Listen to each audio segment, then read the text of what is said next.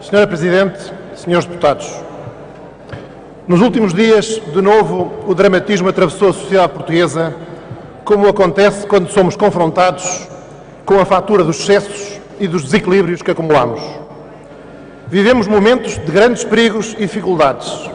Continuamos a viver no fio da navalha. No atual momento, há, antes de mais, que manifestar compreensão e solidariedade com as dificuldades de muitos dos nossos concidadãos, com o desespero dos que não conseguem encontrar sustento, com os esforços, aparentemente cada vez mais duros, dos que todos os meses tentam chegar ao fim do mês. Sabemos, e não só desde hoje, que os portugueses têm razões para estar descontentes. Sabemos ouvir e sabemos que têm razões para se manifestar.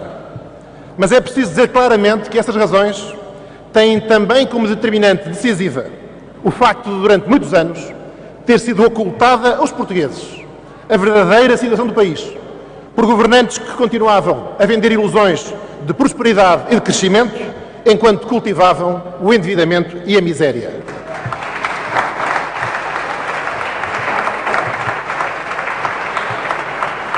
Concluiu-se em setembro a 5ª avaliação do Programa de Ajustamento Económico de Portugal. Este programa evitou a bancarrota.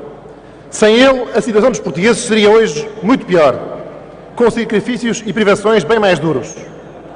O memorando de entendimento prevê 11 avaliações.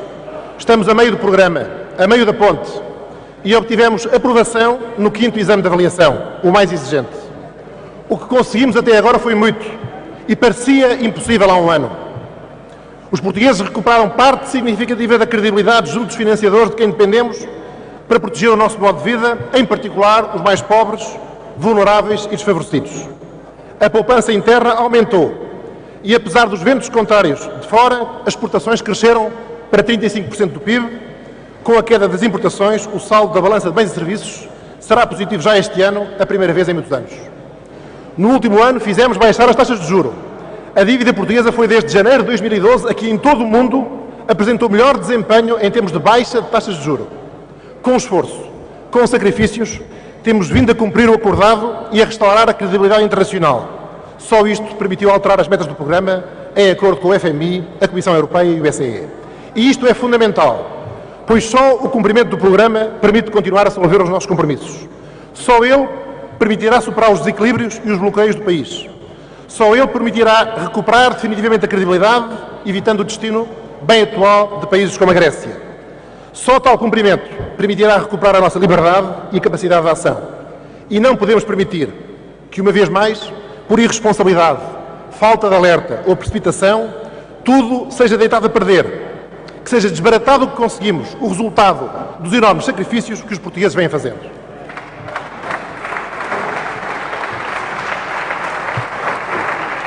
Como resultado da 5ª avaliação do Programa de Ajustamento, os objetivos do déficit foram revistos. Devido ao acórdão do Tribunal Constitucional, o Governo teve de encontrar medidas com efeito orçamental equivalente. Decidiu, como anunciado, combinar a obtenção desse resultado com uma desvalorização fiscal. O estudo de impacto dessas medidas foi realizado conjuntamente com a FMI, Comissão Europeia e BCE, e elas são um dos compromissos que integraram o 5º exame de avaliação do Programa de Ajustamento. Nos últimos dias, como é próprio de uma sociedade democrática, essas medidas têm sido objeto de intensa discussão. O Governo já anunciou que está disponível para as modular, mas qualquer ajustamento tem de respeitar os compromissos assumidos com o FMI, a Comissão Europeia e o BCE. Tem de possibilitar a continuação do programa de ajustamento. E deve também ser considerado o efeito económico. As medidas têm sido contestadas pelo seu impacto no consumo, mas a verdade é que todas as alternativas indicadas têm também esse impacto, com a agravante de não gerarem qualquer incentivo para as empresas. Temos de repudiar o ilusionismo económico ou a falsidade interessada de quem diz que se pode resolver uma crise de endividamento público e externo, provocado por excesso de consumo interno, aumentando ainda mais o endividamento e o consumo interno. Propostas tão enganosas, que lembram aquele famoso barão das histórias infantis, que teria conseguido sair do pântano em que se afogara, puxando pelos seus próprios cabelos. Senhoras e senhores deputados, os partidos políticos, a política, só têm sentido para servir o país, para servir os portugueses. Homem de Estado não é quem persiste em dizer não aos consensos que o país precisa. Um verdadeiro não ao país. Também não é quem quer dizer sim e não ao mesmo tempo. É quem, sem renunciar a decidir, e a fazer o que é indispensável e, mesmo concedendo na medida do possível, sabem encontrar o equilíbrio, conciliar os compromissos indispensáveis com as possibilidades de cumprimento. Estamos a viver um dos momentos mais difíceis da história do nosso regime democrático. Um ano depois da assinatura do pedido de ajuda, a meio da travessia, a história não perdoará quem, depois de deixar de Portugal no estado de necessidade que forçou a ajuda externa, quer abandonar o barco, desbaratar o enorme esforço dos portugueses para superar as dificuldades. Portugal exige mais.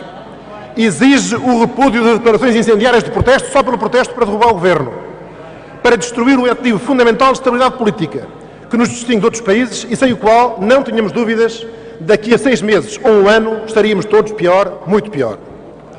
Exige também a rejeição do protesto, sem indicação de alternativas. Não basta protestar, é preciso alternativas que permitam continuar a cumprir os nossos compromissos. A verdade é esta: perante a situação em que encontrou o país, a atuação do Governo está atualmente no domínio da necessidade e não das possibilidades. Do que se trata não é do que o Governo pode fazer, mas do que tem de fazer. Na atual situação impõe-se em particular um apelo ao maior partido da oposição, ao PS. No momento em que foi necessário procurar ajuda externa, o PSD, quando estava na oposição, não recusou comprometer-se. E em períodos mais recuados, quando foi também necessário salvar o país com recurso à ajuda externa, o PSD não hesitou mesmo em juntar-se ao PS num projeto de salvação nacional. O país tem uma maioria que governa, que tem contado com o apoio do PS na aprovação dos orçamentos em execução do memorando de entendimento. O PS é com o PSD um dos dois partidos sempre indispensáveis para assegurar o governo de Portugal. No presente momento, tem de saber estar à altura da situação, não dizendo que não ao país, mas correspondendo a um consenso mínimo de salvação nacional e cumprimento do programa de ajustamento, que defina um quadro geral dentro do qual então se manifeste o salutar exercício da luta política. É isto que os portugueses querem, é isto que Portugal exige nesta hora. O caminho é difícil, os sacrifícios são muitos, mas a esperança maior. Assim saibamos todos honrar a confiança que em nós depositaram.